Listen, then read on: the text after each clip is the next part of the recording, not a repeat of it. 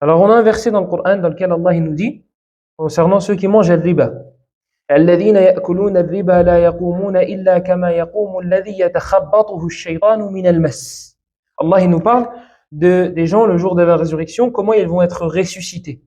Et il dit que ceux qui mangent le riba, ceux qui pratiquent l'usure, pourquoi mangent? Parce qu'à l'époque, ce qui était le plus connu, c'était dans la nourriture. Donc le plus répandu, c'était la nourriture. Aujourd'hui, c'est pas le plus répandu. Donc ceux qui pratiquent l'usure vont être ressuscités le jour de la résurrection, comme sera ressuscité celui qui a été touché par al-mas, par la possession. À cette image-là, il fera des choses de majanine, de fou.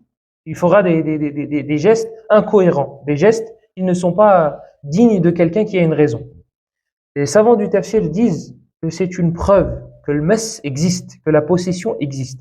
Celui qui a dit que la possession n'existe pas, c'est Zamakhshari. Zamakhshari, c'est un Mu'tazili. Alaykoum salam wa rahmatullahi wa barakatuh. C'est un Mu'tazili. Mu'tazila, c'est une des pires sectes qui s'affilie à l'islam. Une des pires sectes. Et donc, du coup, si c'est un sectaire qui diverge avec nous, on ne prend pas sa parole. Et on va voir tout à l'heure l'histoire de la divergence. Est-ce qu'il y a une divergence sur ce sujet-là ou non? Donc ça, c'est le verset qu'on a dans le Coran. Et dans la sunna du prophète sallallahu alayhi wa sallam, on a plusieurs ahadiths. Parmi ces ahadiths-là, on a dans Sahih Muslim selon Anas. قال رسول الله صلى الله عليه وسلم لما صور الله آدم في الجنة تركه ما شاء الله أن يتركه فجعل إبليس يطيف به ينظر ما هو فلما رآه أجوف عرف أنه خلق خلقا لا يتمالك. Allah subhanahu wa ta'ala, le prophète il nous dit que Allah subhanahu wa ta'ala, lorsqu'il a créé Adam alayhi salam, il l'a laissé au paradis. Ma sha Allah, le temps qu'Allah a voulu.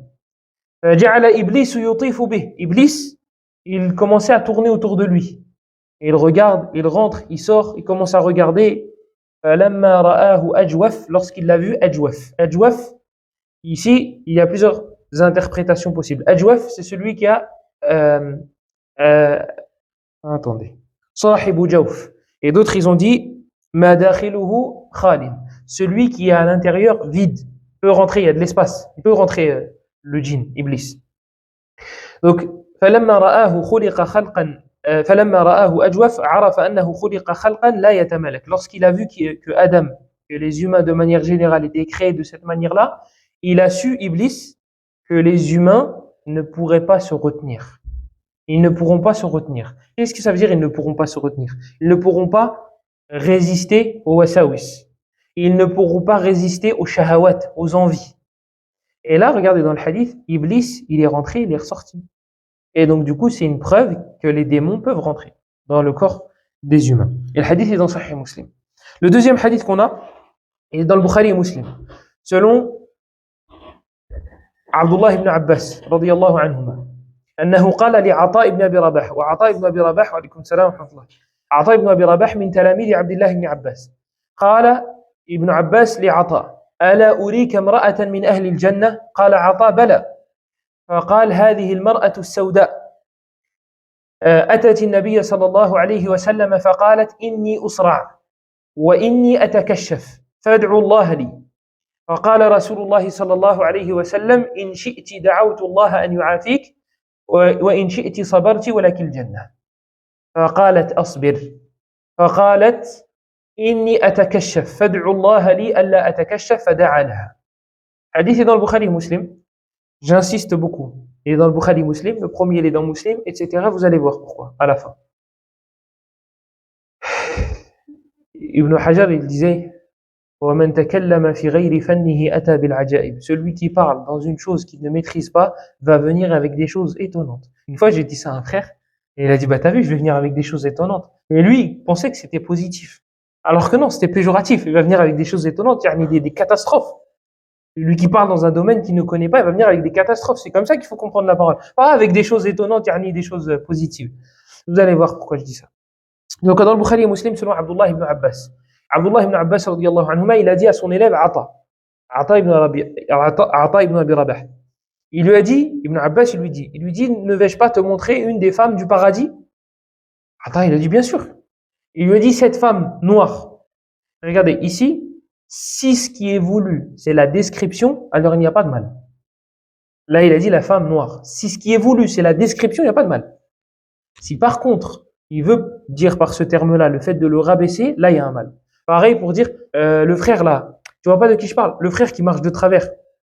Là, si je veux le rabaisser par cela, ce sera la médisance.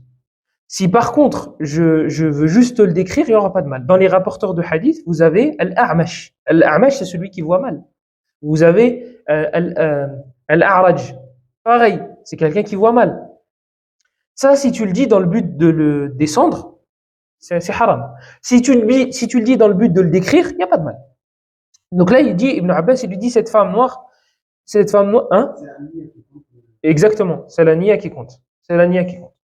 Donc là, il dit cette femme noire, elle est partie voir le prophète sallallahu alayhi wa sallam de son vivant et elle lui a dit Inni usra'.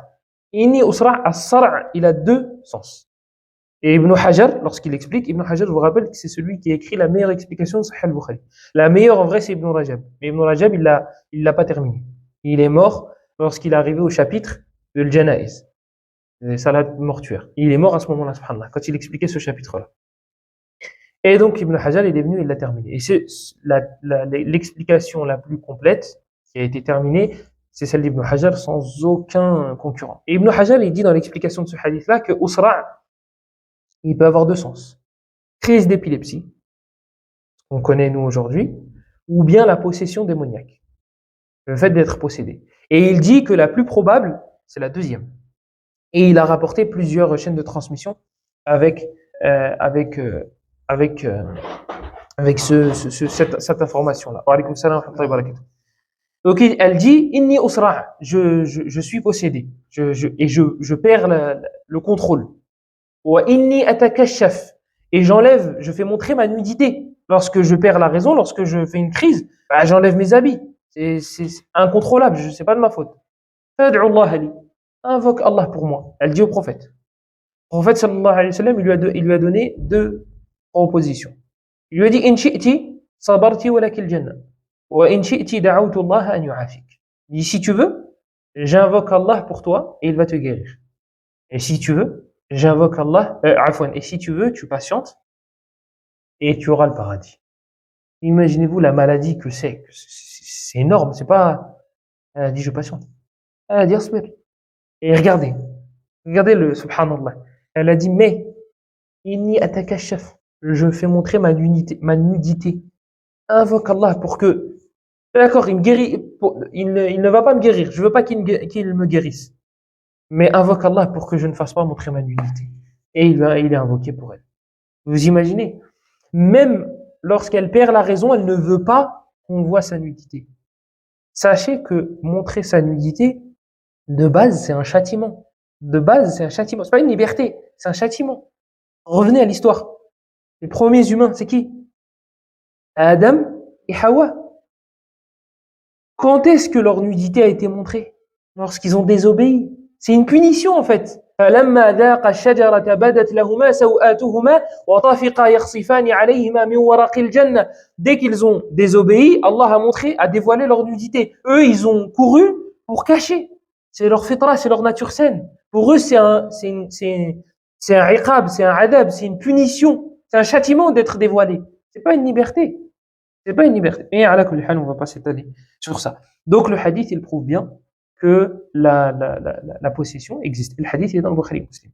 Troisième hadith, هو في صحيح مسلم من حديث أبي سعيد الخدري رضي الله عنه قال رسول الله صلى الله عليه وسلم إذا تثاوب أحدكم فليرده بيده فإن الشيطان يدخل. Lorsque l'un d'entre vous baille, qu'il mette sa main devant sa bouche, car Shaitan rentre. Comment on peut interpréter ce hadith-là? Comment on peut l'interpréter autrement que la possession? Car Shaitan rentre. Qu'est-ce que tu veux de plus explicite? Non, mais en fait, rentrer ici, ça veut pas dire rentrer, ça veut dire tenter. Et tenter de quoi? Quand je baille, il me tente. Arrête. فَإِنَّ الشَّيْطَانَ يَدْخُلُ. يَدْخُلُ. Le verbe, le mot, il est simple. Le mot, il est simple.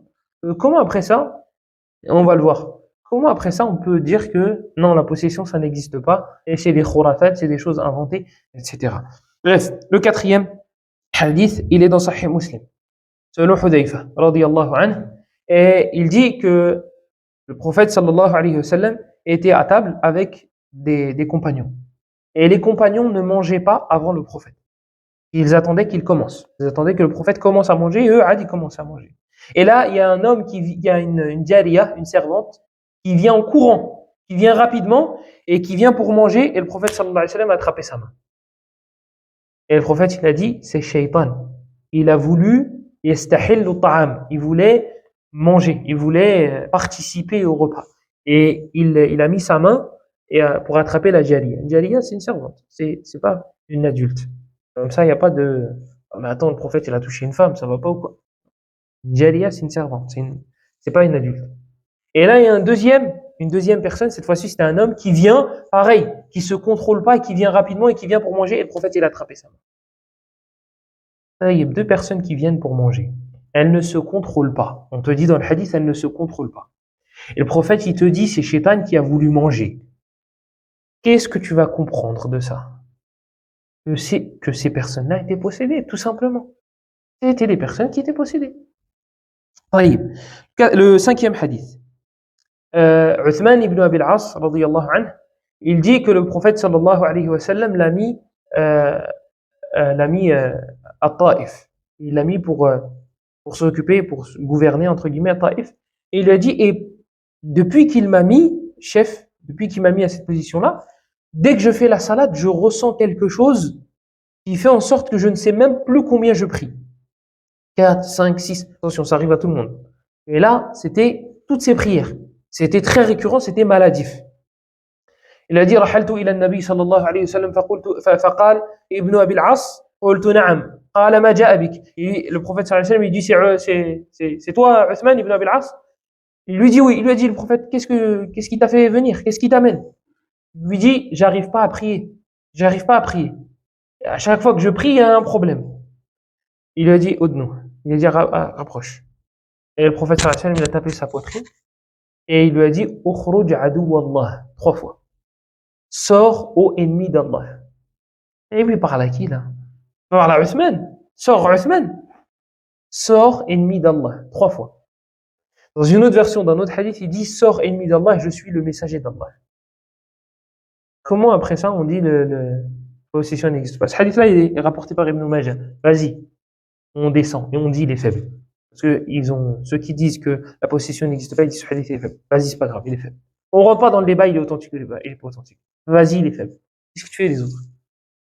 Qu'est-ce que tu fais des autres? Attendez, il y en a un 6e. Dans le Bukhari et Muslim aussi, selon Safiya. Donc le précédent, il est rapporté par Ibn Majah, selon Uthman ibn Abi al-As. Il fait sujet de divergences auprès des savants. Vas-y, on descend, on dit qu'il est faible. C'est pas grave. Bukhari et Muslim. Selon Safiya, radiyallahu anha. C'est qui Safiya? Safiya, c'est qui Safiya? Hein? Ahsant, Marat al-Nabi, c'est la femme du prophète, sallallahu alayhi wa sallam. Dans le Bukhari et Muslim, Safiya, radiyallahu anha, elle dit que le prophète, sallallahu alayhi wa sallam, kana mu'takifan. فأتيته ليلا أزوره. فأتيته ليلا فحدثته ثم قمت فانقلبت فقام معي ليقلبني وكان مسكنها في دار أسامة بن زيد. فمر رجلان من الأنصار. فلما رأي النبي أسرعا فقال النبي على رسلكما إنها صفية بنت حيي فقال يا رسول الله سبحان الله فقال النبي صلى الله عليه وسلم إني خشيت أن يقذف في قلوبكما شيئا إن إبليس إن الشيطان يجري من ابن آدم وفي رواية من الإنسان مجرى الدم وإني خشيت أن يقذف في قلوبكما شيئا أو قال سوءا. صفية bint Huyay, elle nous dit que le prophète sallallahu alayhi wa sallam faisait on appelle ça en français la retraite spirituelle. C'est l'i'tikaf. À la fin du mois du Ramadan, en général, c'est là où on le fait. Les 10 derniers jours, par exemple. On reste à la mosquée et on sort pas. Et ben, c'est ça l'i'tikaf. Ben, le prophète, il faisait l'i'tikaf. Et sa fille, elle est venue lui rendre visite. Elle dit, j'ai parlé avec lui, je me suis levé, et le prophète, lorsque je me suis levé, m'a accompagné. La nuit. Vous voyez, en Afrique, encore dans certains coins, il n'y a pas de lumière la nuit. Il n'y a pas de lumière. Ça veut dire que tu ne reconnais pas les gens. Donc là, c'était la nuit. prophète il sort pour accompagner Safiya, il croise deux compagnons, deux Médinois. Les Médinois, quand ils ont vu le prophète, ils ont vu une silhouette à côté, ils sont partis. Ils sont partis. Et regardez, eux, ils ont vu une silhouette à côté. C'est la silhouette de quoi? D'une femme. Eux, ils sont partis. Le prophète il a dit, Ala rislikuma, doucement, doucement. C'est Safiya. Les compagnons, subhanallah, ya Rasulallah, tu te justifies. Tu es en train de te justifier. Nous, on va penser mal de toi. Hacha, c'est pas possible. Tu es avec une femme, on sait pas c'est qui, mais on pense pas du mal de toi. En fait, sallallahu alayhi wa sallam, il leur a dit, Inna shaytana yajri min al-insani majra ad-dam. Le démon, il coule dans le fils de Adam comme les veines, comme le sang dans les veines. Il coule. وَإِنِّي خَشِيتُ أَنْ يَقْذِفَ فِي قُلُوبِكُمَا سُوءًا أَوْ قَالَ شَيْئًا. Et j'ai eu peur qu'il mette dans votre cœur quelque chose de mal me concernant. J'ai eu peur qu'il vous insuffle, pardon, le fait que j'étais avec une femme qui me passe en mariage. Exactement, c'est ça. C'est ça. Les arrière-pensées. Lui, il a voulu se justifier. Les compagnons disent Subhanallah ya Rasulallah. Et là, moi, je voulais faire une parenthèse sur le fait de bien penser de ses frères, etc., etc. Mais non. Le prochain cours, bi'idhnillah, si j'oublie pas, Inch'Allah, on fera une parenthèse sur ça. On reprendra ce hadith-là et on parlera de ça un petit peu plus, avec un peu plus de détails, le fait de bien penser de ses frères. Quel est l'avantage et le bénéfice de bien penser? Et qu'est-ce que ça veut dire bien penser? Parce que bien penser, ça veut pas forcément dire penser positif. Penser positif. Non. C'est pas forcément ça. C'est pas forcément avoir des pensées positives. Non. On va développer ça, Inch'Allah. On développera ça la semaine prochaine, Inch'Allah, si Allah nous le permet et si on est encore en vie. Donc, qu'est-ce qu'il a dit le prophète? Shahid, c'est où? Qu'est-ce qui nous intéresse? Inna ash-shaytana yajri min al-insan aw min ibn Adam majra ad-dam. Dam, il est à l'extérieur ou il est à l'intérieur? Il est à l'intérieur. Donc, Iblis, il peut rentrer à l'intérieur. Il peut rentrer à l'intérieur. Et voici les preuves que je vous ai préparées. Al-Munkirun, ceux qui refusent cela et qui réfutent cela. On a un hadith, c'est le hadith il est rapporté par Ibn Mas'ud dans Sahih Muslim. Il est rapporté par Abu Huraira, il me semble aussi, et il est rapporté par Ibn Abbas dans le Musnad de l'imam Ahmed. Les gens sont venus voir le prophète sallallahu alayhi wa sallam. Ils lui ont dit, nous avons des choses qui nous passent par la tête. On préférerait être jeté du haut d'une montagne plutôt que de les prononcer. On a des choses qui nous passent par la tête concernant Allah, concernant la religion, des doutes, des remarques négatives, des choses. On préférerait être jeté du haut d'une montagne plutôt que de les prononcer. En fait, il a dit وَقَدْ وَجَدْتُمُوهُ أو قَدْ وَجَدْتُمُوهُ. Est-ce que vous avez trouvé ça en vous? Ils ont dit نعم. En fait, il leur a dit ذاك صريح الإيمان. Et dans la version d'Ibn Mas'ud, تلك محض الإيمان. Et dans la version d'Ibn Abbas, dans le Musnad de l'imam Ahmed, il a dit Allahu Akbar, Allahu Akbar, Allahu Akbar. Alhamdulillahi alladhi radda kaydahu ila al-waswasa. Donc dans la première version, il dit voici la foi à l'état pur. La foi à l'état pur. Vous êtes, alhamdulillah, bien guidé. Pourquoi vous êtes bien guidé?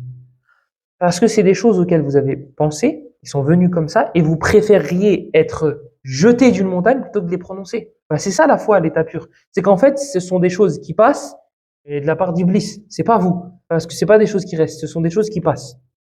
Et vous préfériez être jeté du haut d'une montagne plutôt que de les prononcer. Voici la preuve que vous avez la foi et que vous ne pensez pas réellement ces choses-là. Donc ça, c'est la version qu'on a dans Sahih. La version qui nous intéresse, c'est la version d'Ibn Abbas dans le Musnad de l'imam Ahmed.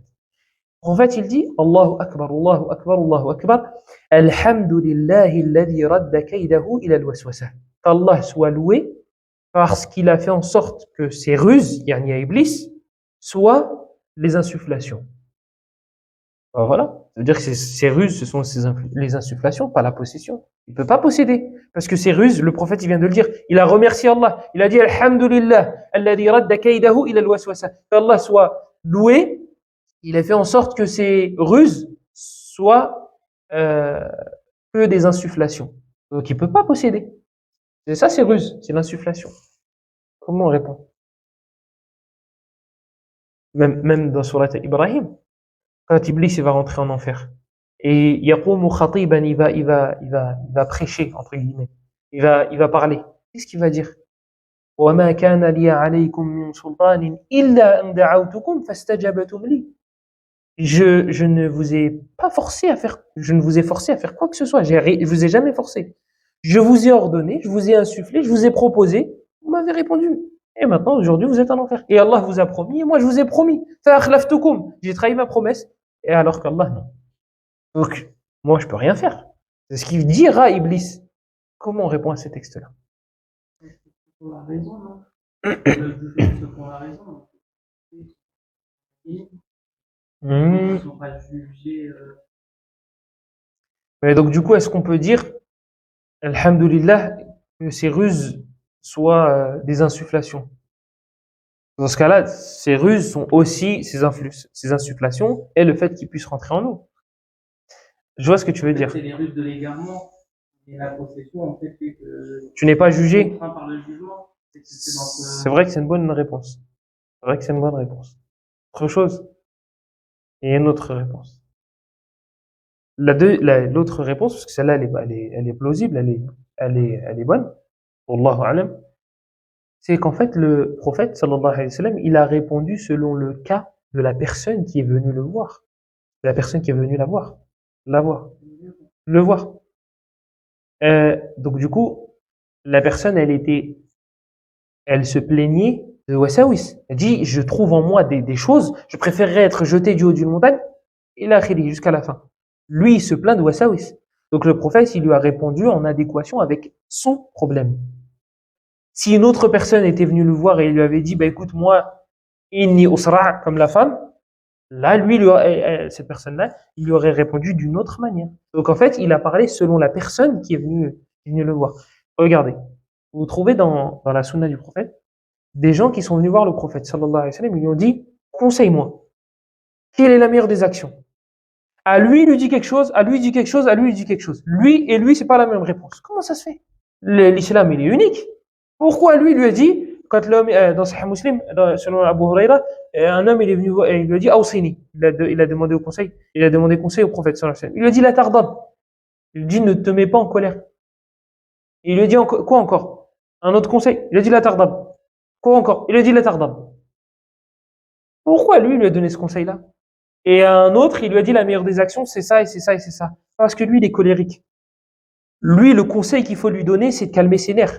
Lui, il n'est pas colérique. Le conseil que je vais lui donner sera en adéquation avec son état à lui. Donc lui et lui, c'est pas pareil. Là, le prophète, il y a un homme qui vient le voir et qui lui dit, je préférerais être jeté du haut d'une montagne plutôt que de prononcer les paroles qui passent par ma tête. Du coup, il va lui répondre selon son cas à lui. Ça, c'est la première. Ça, c'est la réponse à cette ambiguïté-là. La deuxième chose, on avait parlé la semaine dernière de la raison.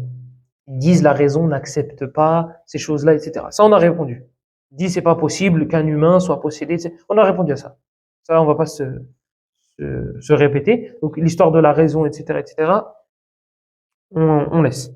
La deuxième chose, et ça, c'est un élément très, très, très important. C'est lorsque vous voulez dire quelque chose dans l'islam, il faut réunir les textes qui parlent de ce sujet-là. Donc retenez cette chose-là. Lorsqu'on veut parler d'un sujet dans l'islam, il faut réunir les textes. On ne se contente pas d'un seul.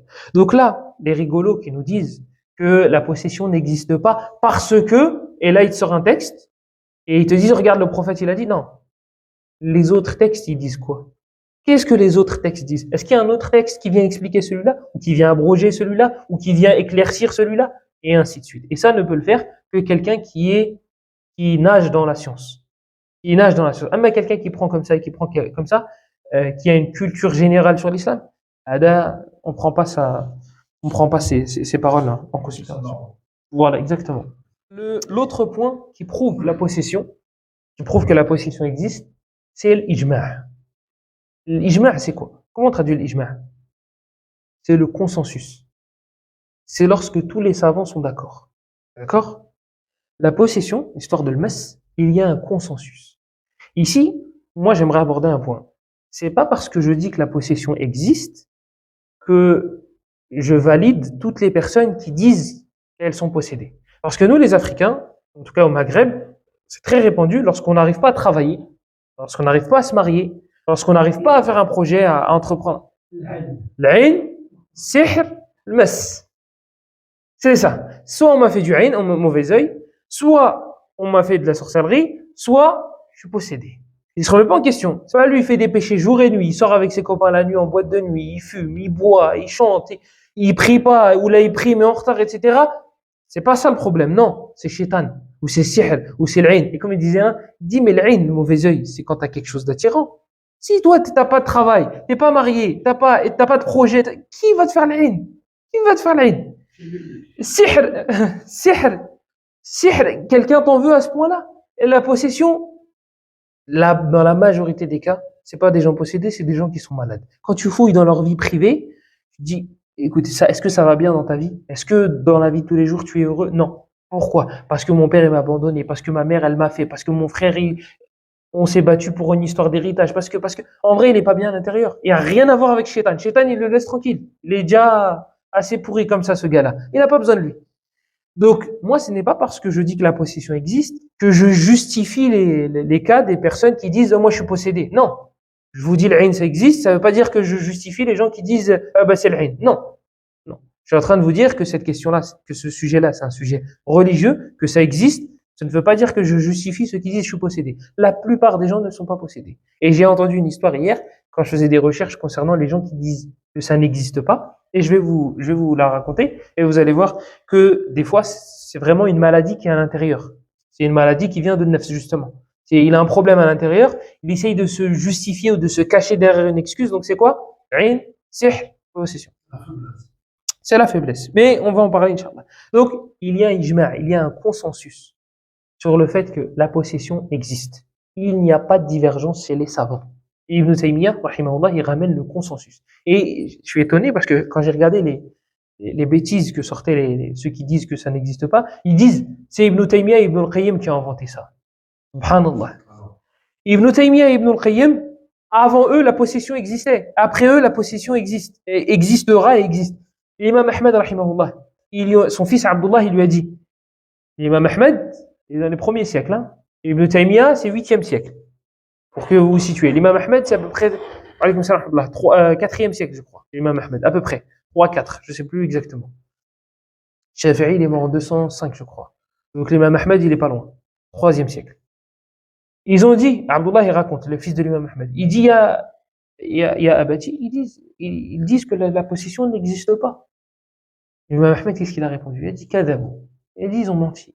Il lui a dit, il a dit là, celui qui te dit ça, c'est un shaitan qui est en train de parler à sa place. Le gars qui t'a dit, ça n'existe pas la possession, c'est un gars possédé qui te l'a dit. Lui, il est possédé. Et l'imam Ahmed, rahimahullah, il a déjà fait al-ruqya, il a déjà fait la ruqya, l'exorcisme. Et Ibn Taymiyyah aussi, il l'a fait. Ibn Taymiyyah, c'est un raqi. Et une fois, je crois que cette histoire, elle s'est passée avec Ibn Taymiyyah, elle s'est passée avec Ahmed. En tout cas, l'imam Ahmed, c'est sur Ibn Taymiyyah, je pense. Il y avait un djinn, il y avait un gars qui était possédé, et la personne, elle a dit, je suis amoureux de la personne à qui je suis rentré. Et il lui a dit, écoute, tu sors, tu vas sortir c'est l'imam Ahmed qui te demande cela. Il est sorti. Il est sorti, direct. Quelques années après, ils ont fait ruqya à une personne, et c'est un des élèves de l'imam Ahmed qui a fait.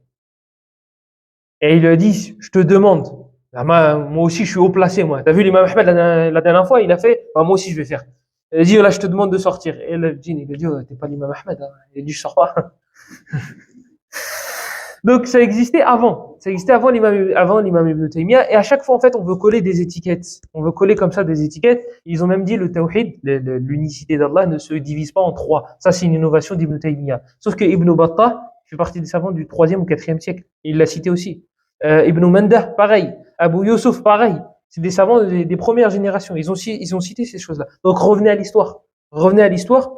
Vous allez pouvoir réfuter les gens. Et ça, c'est dans le Coran. Lorsque les Juifs, ils disaient que Ibrahim, il était juif. Et les chrétiens, ils disaient Ibrahim, il est chrétien. Donc ils débattaient. Ibrahim, il est avec nous. Non, Ibrahim, il est avec nous. Allah, qu'est-ce qu'il leur a dit? Il dit, mais Ibrahim, il est venu avant la Torah et l'évangile. Ibrahim, il est bien avant. Comment vous pouvez dire il est juif ou il est chrétien? Ibrahim, il est venu avant Moussa et Isa, alayhi salatu wassalam. Comment vous pouvez débattre? Là, c'est un clin d'œil. C'est pour te dire, apprends l'histoire. Tu vas pouvoir répondre. Moi, j'ai entendu une fois un garçon. On va dire un homme, parce qu'on a dit tout à l'heure que les hommes, c'est autre chose. Et un prêcheur, il a dit, vous savez, il y a la secte, on dit wahhabite, etc., référence à Mohammed ibn Abdul Wahhab. Et il a dit, Al-Dhahabi, c'est un wahhabite. Alors, juste pour vous situer, Dhahabi, c'est un savant du 8e siècle. Mohammed ibn Abdul Wahhab, il est venu en 1200 et quelques. Comment lui, il est wahhabite? Le gars, il est venu en 1200 et quelques. Lui, il est mort au 8e siècle. Comment lui, c'est un wahhabite? Il est mort bien avant. Il connaissait pas cette personne-là, il connaissait pas son existence. Donc, quand vous revenez à l'histoire, vous voyez que c'est pas logique. Donc là, Ibn Taymiyyah rapporte le consensus, le ijma'. Et moi, justement, c'est ça que j'allais dire au début. Quand je cherchais, j'ai vu qu'ils ont demandé à un docteur à Riyad, donc à la capitale d'Arabie Saoudite, là où il y a plein de savants, etc., etc., etc. Et c'est un médecin musulman. Il a l'ihya, il a le qamis, il a le ghoutra, il dit Allah, il a dit, le prophète, il a dit, etc., etc. Et il nous dit, docteur, c'est quoi ton avis? J'ai juste là, qu'est-ce que je vais faire avec ton avis? Il est docteur. Et il dit, qu'est-ce que tu penses de la possession?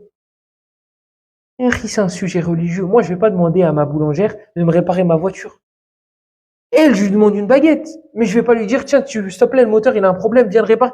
Je demande à un docteur sur la possession. La possession, c'est un sujet religieux. Ça ne se voit pas à l'œil nu. Il est médecin, c'est très bien. Je vais lui demander pour le rhume, pardon. Je vais lui demander pour le rhume. Je vais lui demander si j'ai une maladie. Mais les choses invisibles, c'est dans le Coran et dans la Sunna. C'est pas lui qui va me répondre. Il a dit non, moi je vais pas donner mon avis. Et de toute façon, les hadiths qui parlent de ça, ils sont faibles. Ils sont rapportés par Jabir, ils sont rapportés par Abu Daoud selon Jabir, selon Abu Huraira et selon. Et Zama, il fait le connaisseur. Vous avez entendu au début pourquoi j'insistais? Bukhari, Muslim, l'autre Muslim, l'autre Bukhari, l'autre Muslim. Vous avez vu pourquoi j'insistais? Parce que lui là, le docteur qui a le Coran, hein, qui connaît le Coran d'ailleurs, il te dit ils sont dans Abu Daoud et selon Jabir. C'est des hadiths faibles. Wallah, il ne sait pas ce que c'est un hadith faible et un hadith authentique. Il ne sait pas ce que c'est. Et subhanallah, quand il a récité un verset, il s'est trompé. Il s'est trompé. Fadahahumullah. Dans la même émission, dans le même moment, il a cité un verset, il a dit oui, Allah il dit innahu yarakum huwa wa qabiluhu min haythu la tarawnahum. Il parle du verset dans Surat Al-A'raf, il dit que les démons nous voient et nous on ne les voit pas. Allah il nous dit ça. Lui s'est trompé dans le verset. Tu te trompes dans un verset, tu viens parler d'un sujet aussi gros et tu me dis non, moi je donne pas mon avis. De toute façon, les hadiths il donne pas son avis. Mais il te balance un truc les hadiths qui parlent de ça, ils sont faibles. Ils sont faibles. Et les hadiths qui sont authentiques, ils sont pas explicites. Vous avez entendu ce que je vous ai dit tout à l'heure. إذا تثاوب أحدكم فليرده بيده فإن الشيطان يدخل.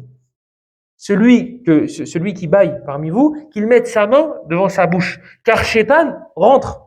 Et dans Sahih Muslim, selon Abu Sa'id al-Khudri. Comment ils sont pas explicites les hadiths qui sont authentiques? Comment ils sont pas explicites? C'est pas explicite, il rentre. Il faut qu'ils te disent, il rentre, il passe par ce membre-là et ce membre-là, et ensuite il prend le contrôle du cerveau, et ensuite. Voilà. Donc c'est un ijma', c'est un consensus. Il y a consensus sur le sujet. Et sachez que le ijma' chez les gens de la sunna, c'est quelque chose à prendre en considération. Lorsqu'on vous dit, il n'y a pas de texte. Imaginez-vous, il n'y a pas de Coran, il n'y a pas de sunna. On n'a pas de texte sur un sujet. Imaginez-vous. Ça existe. Il y a des sujets sur lesquels on n'a pas de texte explicite. Allah, il nous a pas dit explicitement celui qui fume, et alors il aura fait quelque chose de haram. La cigarette, ça n'existait pas. Qu'est-ce qu'on va faire? On va faire des analogies. On va regarder dans le consensus, etc., etc. Donc le consensus, il existe chez les gens de la sunna. Parmi les preuves dans le Coran. Et la troisième chose, c'est l'aql. La raison. La raison ne refuse pas cela. La raison ne refuse pas cela. Regardez. Une personne qui a 16 ans, et qui parle 7 langues. Lorsque tu lui lis du Coran, 7 langues différentes. Elle te parle hébreu, elle te parle chinois, elle te parle anglais, elle te parle allemand, elle te parle...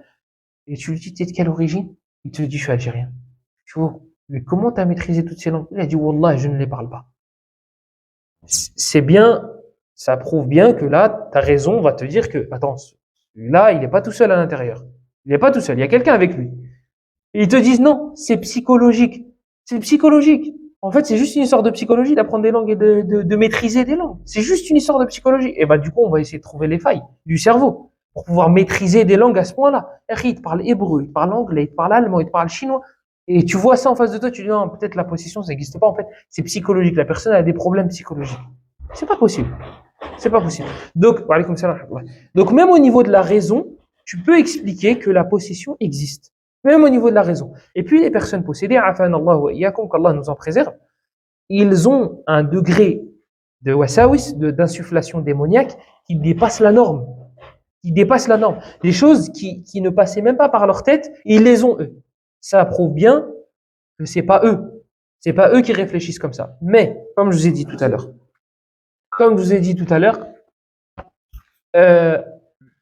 il y a des cas où c'est psychologique.